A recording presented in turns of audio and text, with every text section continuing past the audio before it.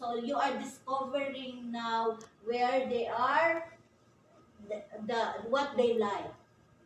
Okay? And the language explosion.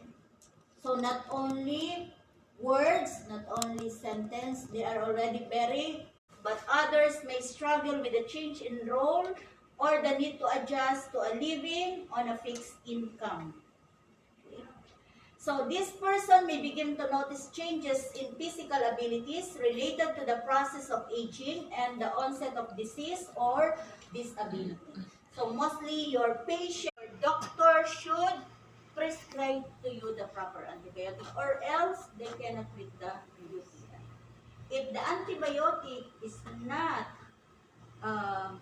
not according to the culture, recurrently you will have a little UTI. It will not be treated.